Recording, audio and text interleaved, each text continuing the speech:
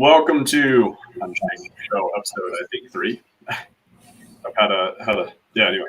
So today I'm happy to have Russel Creed with the Invictus Life here today. He's a powerful story, runs an incredible program for men, and just excited to dig in with him. So Russel, go ahead and introduce yourself. Tell us a little bit about you, and let's dive in. Yeah, well, Peter, thanks for having me here. I'm excited to be here with you and support you in your journey and what you're trying to create in the world. And I think it's fantastic what you're doing for men. So it's great that we have this synergy and can work together. And I love it. And find ways to partner and help each other out along that. My name is Russel Creed. I am the founder of Invictus Life, which is a men's coaching organization. We really focus on helping men that have gotten to that point in their life where they feel like they've done everything right, and yet something's not right. Something's not working out. Right? And they don't understand why. And so really I help men through that process of one, creating an unshakable unshakable, unconquerable mindset, and getting clear on who they are and what they want in life. Yes. So many men have gone through life doing all the things they thought they needed to do, sacrificing themselves for so many others, and lost sight of what they really wanted. Man, yeah, this is good. All right. So, I knew it was going to be great. I'm already getting back. My excitement level is just growing again as we're just getting into this. Cause you've got so much, just to tap into from that. But yeah, so that everybody knows, just repeat, Invictus means. Yeah, Invictus means unconquerable. And really, my company name, Invictus Life, I derived that from a poem, Invictus, which is all about overcoming the struggles and trials of tribulations in life and becoming the master of your fate. And it was something that inspired me. I went through a very dark time in my life. Some very, very difficult struggles, and we'll probably talk a little bit about that. Yeah, well, let's dive right in. That's perfect time. Yeah, that's the inspiration behind the name. So let's hear it. What's that story that brought you to the point where you're doing what you do today? And it was the poem itself that helped carry me through part of that. So I was a guy. I was doing everything right. I followed the path to success. And I was actually, I had what U.S. News and World Report had named the best job in America. Best job in America. Best job in America, number one. You should be happy right there, right? Right. Should answer all your problems. Right. And so, I was a chief actuary in a company, and it's a good job. I'm not to complain about it, but what I went through all that, and in my personal journey, I was basically faking a lot of the things in life, just going through the motions. I was excelling at work and doing a great job at work, and there was some fulfillment in that, but there was still a lot of emptiness too. And a lot of it had to do with how I thought about myself and the relationships that I had with others. And I didn't know that at the time. It took me a while to figure these things out. It took a great tragedy in my life before I started to look and really, really look at what was going on. And so Peter's kind of alluding to this. One of the things that, as I'm in this number one job at the top role, one day I went into the doctor's office, routine checkup, and the doctor drew some blood, just doing all the normal things. And I got a call a few days later saying, Russell, there's some numbers here that aren't right. We need to look at some things further. Not what you want to hear. Yeah. No, it's the worst call you can get, right? Yeah. And of course, my heart sunk at that time. I'm married. I have 5 children, right? 5. Wow. Supporting the family, and all the fear just pours in. What's going to happen? What am I going to do? What if they, And so we go on this long journey of trying to figure out what it is, what's driving these numbers. And these were what was coming back bad was some liver enzymes. And I was a healthy guy. I wasn't drinking. I wasn't doing drugs. I wasn't out running around. All the last thing you expect when you're living, clean. You're doing everything right, as you said, right? You're doing Right. everything right. You're responsible. Chief actuary, just so people get a picture of that too, from what you told me, right? Like it's like an accountant looking forward. So this is data driven. This takes. I mean, so we're talking to somebody who's very intelligent, right? Very responsible and driven. To become an actuary takes usually 10 years of personal study above and beyond your work. All right. And exams and trying to learn all this stuff. You don't flub your way through that. No. Getting drunk at night. Yeah. No. So where's the bad liver come from? Yeah. So where'd it come from? That was a big question. And so we started going through this process of trying to find out and answer that question. And obviously they start with the most likely thing first. That wasn't it. They go to the next most likely thing. Yeah. That wasn't it. And the next, and that wasn't it. And the deeper and deeper you go down the list, the worse and worse it becomes. Yeah. Right. So it was a downward spiral at that moment, just trying to figure things out, living in fear, wondering what the future may hold. Finally got a diagnosis, which was this rare disease called primary sclerosing cholangitis. It's a big mouthful, so we just call it PSC. But what it really means is that your body is attacking your bile ducts and it's causing them to collapse. And if you know anything about bile is that corrosive acid that's in your body that is used to digest your food and through all that process. And so when it backs up, it starts eating up your liver, destroys your liver. And so at one point, the doctor told me, this wasn't right then, but as my liver got worse, that I had the liver of an 80-year-old alcoholic. Oh my God. Even though I was 40-some-year-old man that had never drank. Oh my God. So wow. My body started shutting down. And the liver, it's appropriately named liver. It's the thing that makes you live. It does so many things in your body that you can't even imagine. One thing I didn't realize is it regulates your body temperature. I was freezing all the time because my body temperature couldn't be regulated. I would be in the middle of summer, 90 degrees out, wearing a hoodie, head covered up, shivering. Gosh. Wow. So the only cure that they have, they don't really have a cure. They only had a palliative remedy for that was liver transplant. So pretty extreme. Okay. No real cure. And so I was put on the transplant list right away, but the way that works is that only the person who's in the worst condition gets moved to the top of the list.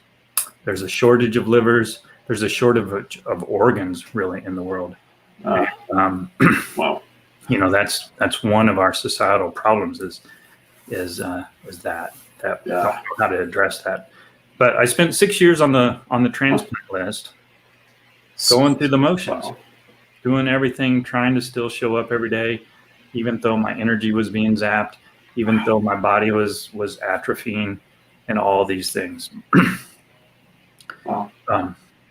Thankfully, I did receive a transplant, and there's a whole harrowing story there because I was on the edge of death, and things worked out. Right, synchronicities came to play, and so I survived. And when you were on the edge, was that before? Like, was it just the circumstances before, or was it part of the actual transplant that put you there on that edge? It was the circumstances before. My body rapidly started deteriorating. Wow. And it's a waiting game. There's many people on the transplant list that aren't fortunate, that aren't able to survive long enough to get what they need. I was one of the fortunate ones. Yeah. And it came in just the last time I was in the hospital. They were just keeping me alive at that point. Wow. I'm not sure whether I was going to make it or not. And the timing worked out. Yeah. It's incredible. I was up and walking around the next day doing great. But a week later, I had a major complication actually. Oh no. Which caused an internal bleed. My body was so weak, it couldn't hold the sutures together.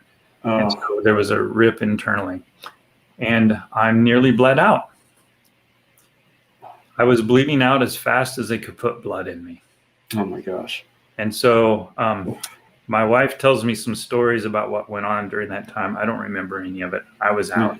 I was out for a couple of days, but when I woke up, I was 60 pounds heavier with fluid that my body had maintained. And that was all part of the two things. One, just pumping stuff in me to keep me alive. And two, your body has this reaction.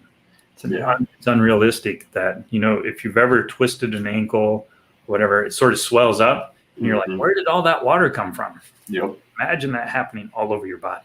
Gosh. It was crazy. So just from the trauma. So I'd spent 6 years in atrophy, just losing my strength. And then suddenly, bam, this weight pulled on me. Wow. So it was traumatic, and I kept my spirits up during it all, which is what helped heal me faster when I got home and work the weight off and to do all those things. But I started going back to the same old life. And people kept telling me, you were saved for a reason. You were saved for a reason. Yeah. I was going, well, what's the reason? Right? To go back and do the same thing, to be unfulfilled and to have shallow relationships. And I really started questioning, what's the point? Why is this worth it? Wouldn't it have been better off if I hadn't gone through all that? Yeah. So that's really when I started turning inward, starting asking myself what life is about, starting asking and telling, there's got to be more. There's got to be more. Because this isn't worth it. And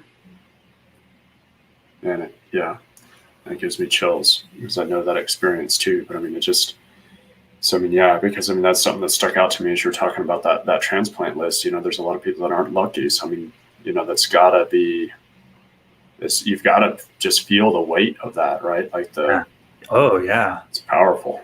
Yeah. The guilt that comes along with it, right? Knowing that you survived, knowing that someone else had to die for you to survive. And then on top of that, and for what? The question is for what, right? Yeah. So that's when things started to change for me. I was like, I can't do the same thing I was doing before. It's not worth it. And I got in a place where it was very, very dark, and even worse, where I considered the alternatives, right? Maybe I don't need to go on. But I wasn't willing to go there, thankfully.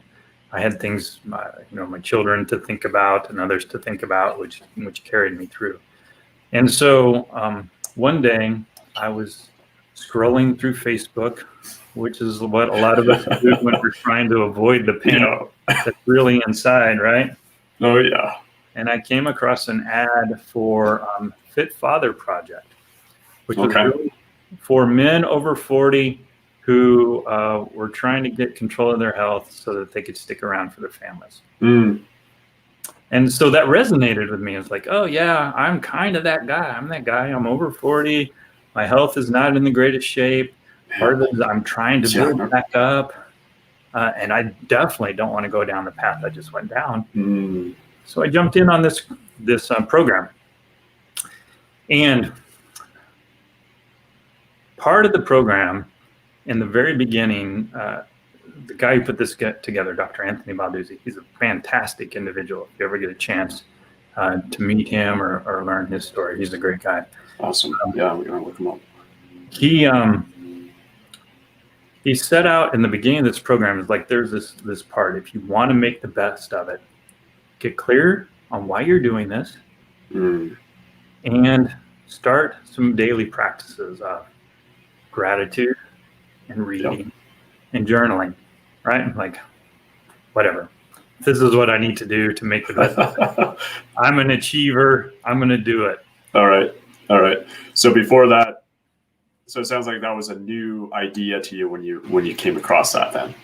Yeah, it was absolutely. I had never heard of this idea. Personal development to me was the self-help section in the bookstore. Yeah. For people who couldn't get their act together. Yeah. Right. Yep. I hear you. And I was doing it all right. I didn't. Yeah. Yeah. You were the chief actuary. What? Right. Yeah. Yeah. Right. Yeah. So I started this process, and for me, my first statement was, "I am lean, strong, and energetic." Right. So it was this affirmation. I didn't know what that was, but it was this affirmation he had us tell ourselves every morning. Yeah. I am lean, strong, and energetic. And even though I wasn't, that was the vision. That's what I had, a vision of myself being lean, strong, and energetic. Yep. Right. And I would write every morning 3 things I was grateful for. The first one was always, I'm grateful to be alive. Yeah. And I tell you, it was a hard thing to write every morning because I was not grateful to be alive. I love that. Didn't want to be alive. Yeah. I mean, I told myself that I don't want to be alive. Yeah. But you still wrote it down. Yeah. But I wrote it down. Yeah. Yeah. It was what I was. So powerful. And then I'd find a couple other things that I was grateful for. Right. And it wasn't easy at first. But it was that every morning I would do that. I would write, I'm grateful to be alive, and find a couple other things. And I am lean, strong, and energetic. Yep. And somewhere along this path, I was asking myself, well, this question: Who am I? Who am I? What am I here for? Right? I'm saved for a reason. What's that reason? I don't know. But somewhere along the path, and I don't remember what it was, but something changed, and I started to came up with this thought that actually I get to decide who I get to be. I've had a reset button. Yeah. Right. Yeah. So who do I want to be? Yeah. So that was the question I started asking myself. And so in the morning, it went from I'm lean, strong, and energetic to I am blah, blah, all these other things that I wanted to be. Yeah. And I just would spend time in that every morning, writing that out. I am this, I am that, I'm someone that makes friends with amazing people all around the world, that they're attracted to me for these things, and that I'm empathetic, and that my story inspires others, and these things that at the time none of them were true. Yeah. Well, look at it now. They're true, right? I mean, this is an incredibly inspiring story, and I love this. Yeah. Right. So I was going down this path, just doing this work for myself every morning, not realizing that it was the work that many of us coaches talk about these days, right? I had no idea that's what a thing was. It was for me, it was sort of a time of prayer and reflection. And I was getting all of this insight about who I wanted to be. And sometimes things would show up that were kind of weird, like I'm the quiet before the storm. I wrote it down because it just came to me. And then I would write this every day. And then Dr. Anthony Balduzzi introduced me to a guy named David Baer. And David Baer, I got on a webinar with him, and he was talking about some of these concepts about beliefs. Like, beliefs? What are beliefs? Well, like, how does that impact me? And he started to go through this, and then made this observation that beliefs are simply decisions. And it blew my mind. Like, what? We actually get to decide our beliefs and how the world shows up for us. And really, I'd been doing it. I didn't really know that's what I was doing. Yeah. But that's what I was doing. And so there was this connection. It's like, oh yeah, this guy knows what he's talking about. I need to learn more from him. So I jumped in, and I went to this event called the Powerful Living Experience that he runs. It's an awesome event. If anyone ever has a chance to go to it, I would recommend it. He does it once a year. But I walk into this session, and all these people are talking about being coaches. I'm like, what's a coach? Well, I mean, why are there a bunch of people here teaching kids how to play football and basketball and tennis? I'm like, right. I had no idea there was such a thing as a personal coach or a life coach or any of those things. So really, I mean, this was a whole new world for me, and everything was just sort of turning upside down, and the world was opening up, and I'm like, where was all this before? How did I not know any of this? Right. But really that became like accelerating the change and learning about mindset and how to transform your mindset, and really the quantum physics behind all of what's going on there and these sort of things. And when I approached David Bear, I was still in this place where I was unhappy with my work, unhappy with my life, but things were starting to change.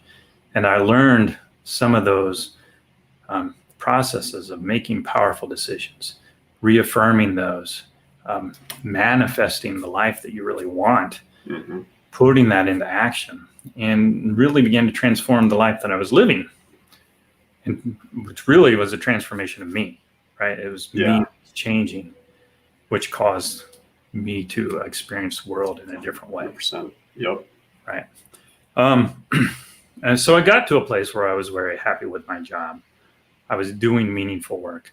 I was doing things that I was proud of, that fulfilled me, and those sort of things.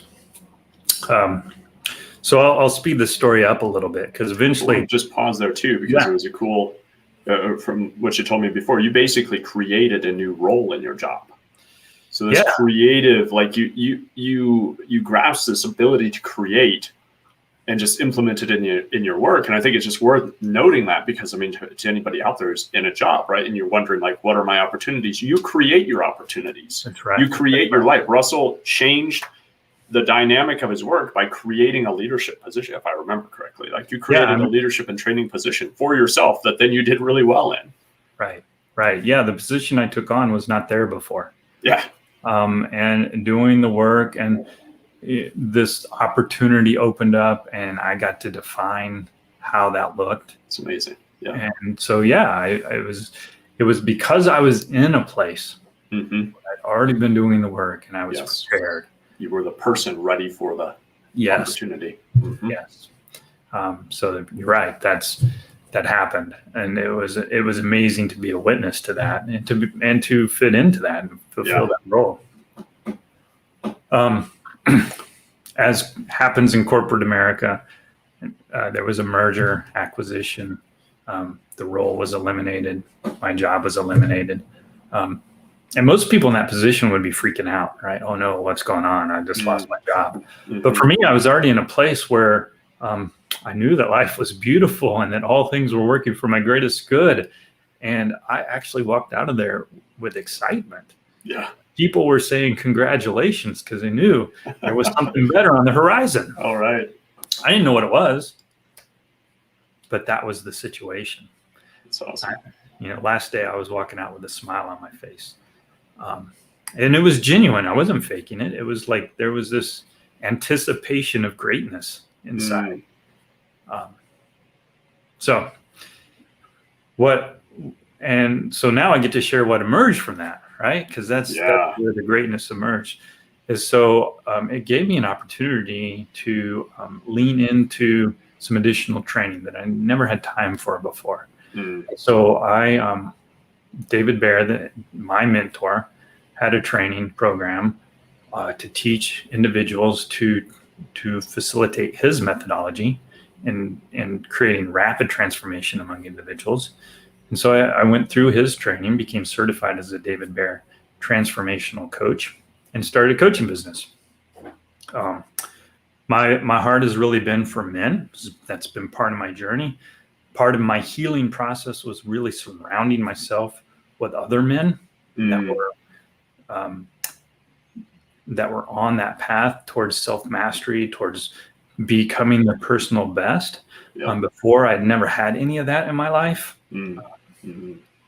And I didn't realize how much I had needed that it was missing, until I went and sat at a men's event one time and saw how these men connect. And I was like, wow, brotherhood. That's what brotherhood is all about. I've never even experienced it. Yes. So that became such a transformational part of my growth experience as well. Having men around me, doing the personal work, doing it in community, led to where I'm at today. And so I wanted to reach back and help other men that were in a similar place with that. So that's why I created Invictus Life. It's really about helping men and helping them create an unconquerable mindset, get clear on who they are, what they want out of life, and to help start to build a community of men around them. Yeah, I love it. That's so powerful. One second.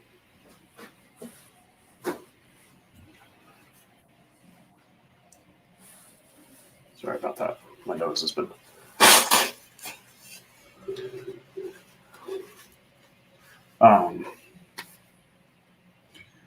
Yeah. Well, there's so much. I think that let's talk a bit about that. Just the community of men and the importance of that. Just the and what it means to have what is brotherhood? Because I think you and I both know it's different than just buddies to go just drink with or whatever. I use drinking as whatever the kind of example, but it's not just people you watch football with. Brotherhood's something so much deeper. So let's dig into that a little. It is, and I'm glad you brought that up, because many times men, they've got other friends and everything, and it's just that it feels like it's just they go and the attention is on something else, like a game or the drink that's in front of them. And there's never any internal reflection or any of that deep conversation, right? And that's where brotherhood comes in. It's really about creating those bonds where together or in community, you can look inward, you can be authentic about what's really going on, and get some advice or support from other men. Right. So many of us are taught to not ask for help. It's one of those things as men, as we're growing up. You got it. You can do it. You don't need any help. If you ask for help, it's a weakness, right? That concept of asking for help comes across as weakness, right? And the reality is, it takes so much longer to figure things out on your own, right? And honestly, it's insecurity that drives us to not ask for help. Like, if we're really going to take the gloves off here, you want to know what weakness is? It's not asking for help. That's right. Russell and I are both here because we ask for help. Yes. I don't have it figured out. I'm just not asking just anybody for help. Either, Right. You be conscious of who you're vulnerable about, but vulnerability is a strength when you know how to use it, and not just because if you don't know how to use it, it makes you vulnerable. It's an interesting kind of dichotomy there. Right. And it's interesting. This is one of the things that I put in my I called them my I am statements. Yeah. I am vulnerable with the right people. And it creates deep and meaningful relationships. That is, Right. And I struggled with that before.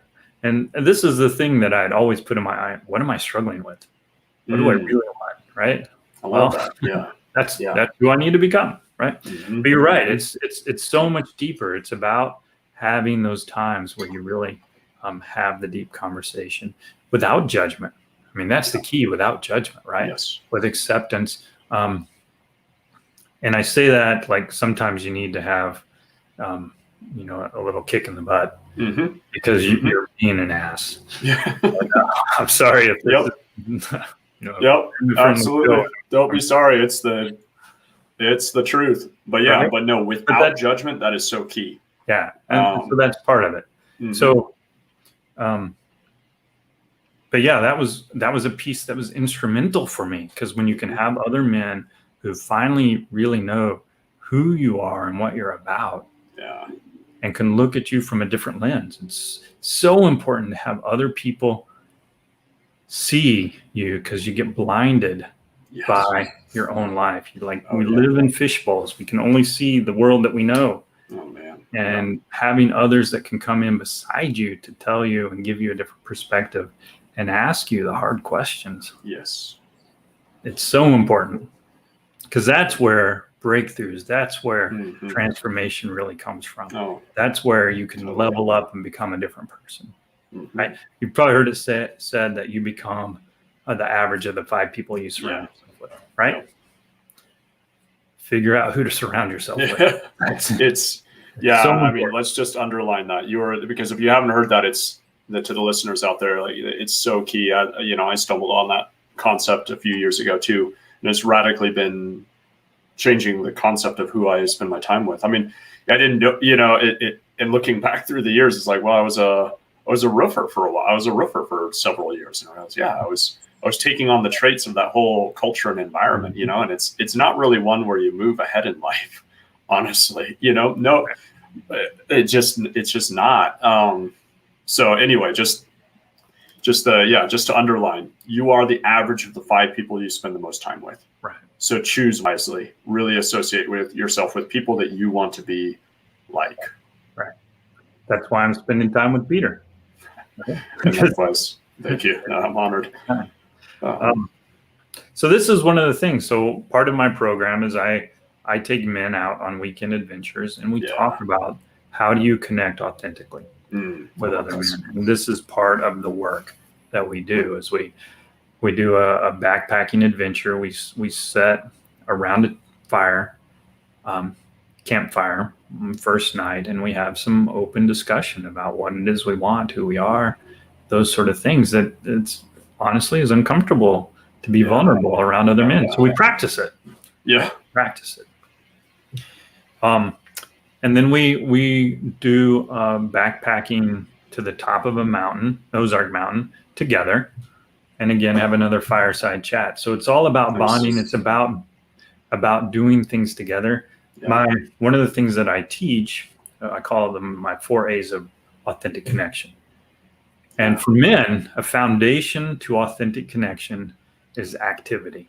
Right? This is why men gather in the bars. This is why they sit down and do the game together. Yep. They want to be doing something together. Oh, yeah. Right? Men build bonds shoulder to shoulder, not face to face. It's not through the talking. We start with the shoulder to shoulder. That's where it allows the opportunity to open up. But you got to take it to the next step if you want it to be authentic, right? Yep. And part of that is acknowledging. That's the second A. When men can acknowledge other men for what they're doing, it helps take down the defenses, right? It's so good. Yes. Yeah. So, I mean, I acknowledge Peter for the work that he's doing with other men and the impact that he's having. And I think that's powerful and inspiring. Oh, thank you. Right? I appreciate it. Yeah. And I mean that honestly, right? Yeah. Authentically. Yeah. And how do you feel after being acknowledged? Yeah. Feels great. It's like, it's humbling, but it's good. And, one other thing I want to bring out too is, it's an interesting thing because it takes a level of vulnerability just to acknowledge, it takes a level of confidence because even acknowledging somebody is uncomfortable. Yeah. And like, I know from my background, having been a pretty shelled up, suppressed person, like I couldn't acknowledge myself, so I couldn't acknowledge others. I couldn't acknowledge others, so I couldn't acknowledge myself. It's this loop, self-feeding loop. And the only way you break it is just pick one and go. And I think Russell's on to, like, you just acknowledge somebody else. You probably see it all the time. Are you acknowledging it? And it's also brilliant because you're going from action and you're saying, it starts there. If you miss that step, you're missing the foundation. But you got to go beyond that. You got to go beyond we're doing something together. Right. Are you acknowledging the other person for what they're doing that's actually meaningful? Probably not. I'm just speaking bluntly because it's a thing for guys. Do we acknowledge each other? Well, we don't acknowledge ourselves. Do we look in the mirror and say, hey, I appreciate you? Probably not, because that's uncomfortable. So I love this. Anyway, I don't want to derail you, but I love this. I mean, it's powerful. That's why we practice it. And so on a weekend event, we practice it. We practice it a lot, right? And with that too, I acknowledge that, I just acknowledge you, Russell, and acknowledge this system and the formula and the work that you're doing too. I just really do want to take that moment. Appreciate that. But this is something I'm going to give my wife credit because I actually learned it from her, right? If I watch women, Yep. especially my wife. This is something that she does so easily. In the grocery store, she's checking out, right? And she makes an instant connection with the checkout, the cashier. Why? Because she's like, oh, you have the most fabulous earrings. Yeah. And suddenly it's off to the races. They're chatting about everything in the world. Right. Right. And they love each other and they part ways and, they're the best of friends. And yeah, if they come back, they'll pick it up again. Mm-hmm. But it creates that impression. It creates a connection. Mm. Right. And so, yeah, acknowledgement is a powerful tool to really helping others open up and to help yourself open up. Yeah. Right. Right. And then the next one, the third A I teach is about asking for help. Yeah. And that's really about breaking down our own barriers. Mm. Right. And saying, I need something. I'm lacking here. I see something that I want to grow in, Mm-hmm. and you're excelling in it. Help me out, please. Right? And it can be simple stuff. It can be, I need help fixing my car, and you seem to have this all down. Right. Come show me how to do it. Right. I don't know. Yeah. Right. That would be me. I don't fix cars. Yeah. I break them. That was me at one point, and I had a friend who was an awesome mechanic. Nice. Just natural, and like I was desperate one time. I couldn't afford to fix my car, but I could afford to buy the parts. Yeah. I need help, please. Yeah. And he came over graciously and shared his knowledge, and we did it together. And like now I have all this confidence that, it's just taking these bolts apart and putting these things back together. It's really not that hard. Yeah. I was all intimidated before that. Right. So asking for help is a key component to that. Mm-hmm. Right. And it can be the hard stuff too. Like, I'm struggling with my wife. Yeah. I can't figure out how to make this relationship work. Yeah. Peter, you seem to have it all together. What are you doing? What are you doing right? Help me out. Right. These are all just steps to create that deeper and deeper, more meaningful relationship. And each one you take helps you create that connection that is truly authentic and truly deep and meaningful and lasting. Mm-hmm. Has a compounding effect too. Yes. Yeah. Yeah. Yeah. Yeah. And another thing that strikes me too in that process is when you ask somebody else for help because they have a gift, you're giving them the opportunity to utilize that gift. They probably long to be asked for help. Yeah. And probably are, like, it gets frustrating when you have a capacity to help and do something and find meaning in it, because our gifts are almost tormenting if we don't get to utilize them for the benefit of others, and that's my experience. It's just like, my gift is meant to be used. Like, my gift finds life in as it affects others. So if I'm never being asked for anything, it's locked up, and then it's frustrating. So I long to be asked as much as I long to ask. So it's a beautiful, again, always this dynamic to it and the dynamism. But by not asking, you're not just being kind of not being a bit of an ass, but you're also robbing somebody else of your opportunity to share and do what they love. Yeah, I love the way you put that. And how by asking, you're also giving a gift. Yeah. Right? Yeah, that's perfect. Right. Yeah. A lot of times what holds us back is this idea that I don't want to bother anybody. Right? And if we stop and look at that, what does it really mean? What does it mean to bother? Right? Bother is this concept that we made up with a story we're telling ourselves that we're going to do something to someone else. And we've taken all agency away from them. We've taken all choice away from them because we don't want to bother them. Instead of simply asking the question and giving them the option to say yes or no. Yeah, that's great. Yeah. Yeah. So take us into the fourth A. Yeah, the fourth A is about accountability. And that's, that's where you're in the place where you can have those conversations where your friend guy knows you, can come beside you and say, hey, I know this isn't you. What's going on? Right? You're acting like this, and this is not usual. Or you said you're going to do this, but this isn't going on. Talk to me. Tell me what's up. Right? So you're already there. It's really like this is the proof that you've reached an authentic connection where you can have that conversation openly, without judgment, and in concern and love. Yeah. We don't talk about that with men, right? We love each other. But really, right. That's what it is. It's an act of love. Yes. Yeah. Right? And that's brotherhood. That's, you're in brotherhood. Yeah. Yeah. I love that.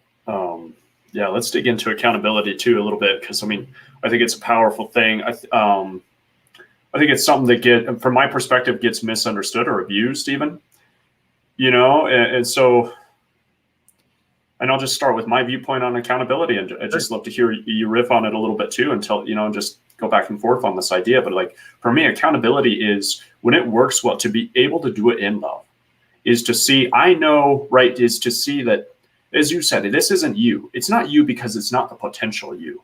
And I think that as men, like, what we're really striving for, when we're conscious of it, right? When you become conscious of who do you want to be, you're becoming conscious of of your potential self. The future self is reflecting upon you, and that's our choice, a decision.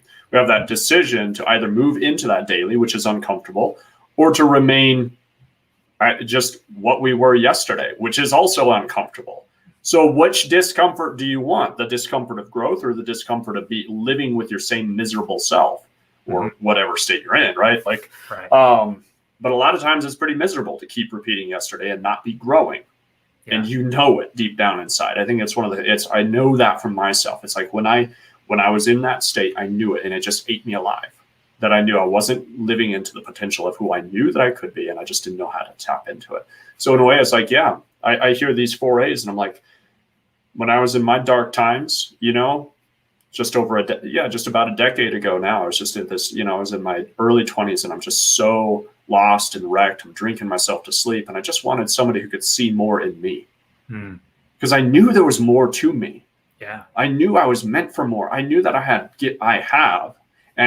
gifts and capacity to do something meaningful, not just get a job and join, like, what, just come on, snap out of it. Why are you drinking? You must be addicted to alcohol. I wasn't addicted to alcohol. I didn't want to live because my life was so miserable. It's just and the main thing was, what I was desperate for was accountability, the real kind, not accountability to somebody else's vision. Right. And that's where to get to that dividing line between where it gets unhealthy is somebody else's vision is just, how can I manipulate you? How can I get something out of you? But real accountability is to say, I know you're capable of more, and I'll support you in getting there, even if it's challenging to my insecurity. That's a man. That's somebody you want to be accountable to, because that's a powerful person who can lift you up. Right. Right. Yeah, I'm glad you brought that up, because I find this a lot in groups of men that I associate with, is that they want to jump straight to the accountability, right? And that accountability is it's, you need to do this. Yeah. Right? Yes. It's not the calling forward like you were talking about. Yes. It's the shame-based, why haven't you done this? I'm going to make you feel bad because you didn't do this thing that we both agreed to you doing. Drop the hammer. Right? Yeah. And, there's a place for some of that, like, I share what I'm trying to accomplish, and someone checks in and says, have you done this? Right. Right. But instead of the shame-based approach, if you can dig into the why and understand what's going on. Yes. Right. This is what we're talking about, is true accountability. It's helping you call forth or come forward to your potential, to what you really are capable of doing. Right. So I'm glad you brought that up, and have us talk about that distinction. Yeah, no, good insights, and I love what you're calling out there, because I see the same thing, the same problem, and it feels like it's rushed, or it's impatient. It's like impatient accountability. I don't want to deal with this, so I'm just going to try to push you along, because it takes real work to get at what you just said, which is getting at the why. Because you get to the why and you change the motivation, you realign with the vision of who you're meant to be, and then you'll move past it. Right. Usually not holding up your end of the bargain, whatever you said you were going to do, because I practice that. Like, here's what I'm going to do. Hold me accountable to my own word. But when I fall down on my own word, that usually means something's coming in. And that's actually a signal of what's there to revealing itself as needing or wanting to be healed, so that you can become that person, not something to just be, hey, come on, what's your problem? Take that whole, like, I'm the big dog. Right. I'm going to boss you around, little dog approach. And it's just, get over it. Can we grow past that, please? Yeah. So I love talking to a man who has grown past that. I acknowledge you for that. Thank you. It was a hard path. I don't recommend the path I took, Tim. Yeah, I don't think either of us would. Yeah. So, but I love too, to call that out too. You took that situation and turned it into gold. It's the process of alchemy, right? I love talking about that. The alchemists wanted to turn lead into gold, and they were looking at it from the wrong perspective, right? It's not about changing mineral; it's about the lead of our life. I mean, and you have this incredible, like, unbelievable. You go to the doctor, and it just turns into this 6-year journey of your body deteriorating. That's some lead, but you took that and turned it into gold of finding your purpose, realigning your life, and even realizing through the hardship of, like, well, my life wasn't what I wanted. That's an uncomfortable recognition, right? Like, wow, my life was actually not that good. But when you make those uncomfortable recognitions, it gives you the opportunity to find the gold. And you never do until you acknowledge the lead first. Right. Yeah, it's powerful how you put that way. What I like to teach men is that all things are always working for you, for your greatest good, your greatest growth, your greatest evolution at all times, right? And sometimes it's hard to see that. Sometimes it's really hard to see that. And if you can stop and take a moment and ask yourself that question, how is this working for me? Yeah. Right? It can start to reveal itself. Sometimes it doesn't right away. I mean, how could I sit there and think in the midst of a body that was steadily walking towards the grave, how is that working for my greatest good? And that would have been a hard thing to understand at the moment. So sometimes time is the answer to reveal those things. We're impatient. We want to know the answer right now. Right. We live in this world where it's instant gratification. Oh, yeah.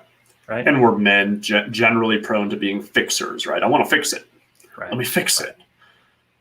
But if you take the time to ask yourself, how is this working for my greatest good? And look for the answer. There's something there. There is. Shift your perspective, right? Even in the midst of that,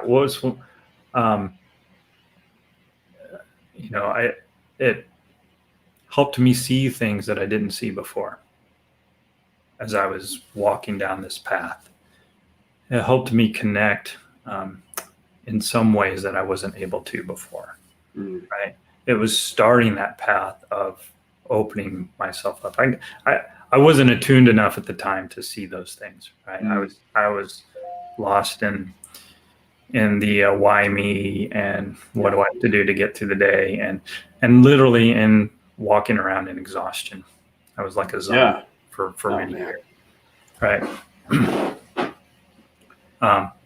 I started eating healthier because the only thing I could eat was vegetables without getting sick. So, looking back on it now, it's like, oh, wow, look at that. Yeah. I didn't even see that there. Yeah. But, yeah, it's powerful. And we don't always, like, I hear what you're saying there too. Like, sometimes it's time because we can't see it in the midst of it. And it's like what you said earlier too, referencing back to the, like, we don't see our own life because we're in our own life. Yeah. Right. And so to bring that point around to also, and this is all the more reason why, you know, if you're watching this, like, Russell's a great person to reach out to, because what he's talking about, his process, is part of what can help you process in the moment what you can't see in the moment. And if you're going through a hard time, right, to be able to have a coach and a community is part of the process as well that can accelerate all of that. Because given time, we can look back and find the process. But when you have the right community, when you have the right support, and when you have a good coach, you can accelerate all of that and have somebody to work with and bounce these things off of and see it in the moment. Absolutely. You know? Yeah. So, I mean, if you're out there and this is something that's resonating with you, you know, put a pound sign in the comments, and we'll reach out. I'll reach out. Peter will reach out. We'll make sure you're taken care of. Yeah, absolutely. It comes back to, hey, it's the ask, right? I mean, there is no, you know, I mean, you can see you're talking to you. We're both two people who, yeah, we don't have judgment, you know, because we've both been there. We've both been in dark places. We've seen, you know, and that's part of I guess my final thought here is just like, it's the matter of, I look at so much of it always revolves around, you know, and it's why we have legends, myths, the meta stories, right? Because they reflect, and we can summarize all of life sometimes into this one core concept, which is facing the dragon. Mm-hmm. When you go down into the darkness of your own self, it's like a cave, because we don't know ourselves. Right? Know thyself. Sun Tzu says, when you know yourself and you know your enemy, the battle is already won. Yeah. But if you don't know yourself, you will lose as many battles as you win. Our self is a dark, gaping cave that, for the most part, we're pretty disconnected from, and it leads to a lot of the problems, right? And it's, again, the power of having community, having an accountability, having brotherhood, is because it starts to actually open the doors of your cave and let somebody else's light in. And they're like going to hold your hand and be like, hey, it's all right. We can do this. Let's go face those dragons, because the dragons are insecurity, self-doubt, fear, all these things. And when we go down and we face that, it brings a great deal of compassion, empathy, and understanding. Really what it does is it takes away the judgment. Yeah. So I know, speaking with Russell a few times here, I know, because I can see it by now, when I meet somebody who's faced their dragons, they've seen their dark side, they don't have judgment. And so I can just reaffirm for all of you out there, Russell is a wonderful person who I know is somebody who can hear you without judgment. If you're struggling with things, you're looking for the answers that he provides, reach out to him. Drop that pound sign emoji. We'll make sure we connect you the right way. And yeah, Russell, I want to give you the floor here at the end, and I want to respect your time, of course. But man, it's been such a pleasure having you on. So to take final thoughts, anything you want to add here at the end? Yeah, I really appreciate you having me on today and spending this time with me. And I just want to echo that, you know, Peter is also one of those guys who's faced down the dragon, right? He stood there. So, so grateful and thankful for our relationship and how it's growing, and, you know, looking forward to being on this journey with you for however long, right? Absolutely. Whatever life gives us here. That's right. Yeah. If you're that guy who's struggling right now, ask for help. And I'm happy to reach out to you, or you can reach out to me. Find me on Facebook, Russel Creed. It's actually with instead of Creed, CREED, it's CR33D. Nice. It's a reference to my son who was in basketball. His number was 33. Oh, that's cool. So, and then the website is theinvictuslife.com. So that's another way you can get a hold of me. Awesome. Yes. Awesome. And just want to give a shout out, Maloriadan. Thank you for your comment. I appreciated reading that. And thanks for joining us. I appreciate your well thought out comment, and just glad you're tracking with us. Glad you're here with us. So appreciate you, my man. Well, again, thanks for watching this one. We're going to wrap it up. Look forward to Russell. We're going to have you back on because All right. yeah, we had an hour. We just scratched the surface of all the things we can talk about. It's always what happens when we have a great guest, and you are definitely a great guest. So I look forward Thank you to very much. doing more things together. But again, everybody, thanks for watching this one. If you catch the replay, drop us a note. Love to hear from you. Drop questions too. What do you want us to talk about next time? We'll have Russell back if you got questions for him. And of course, reach out to him. I'll be popping in some direct links back into these so that you can reach out to him, find them directly. And drop that pound sign emoji, and we'll reach out to you, connect you with Russell. And all right, we'll talk to you all next time. All right. Thanks, Peter.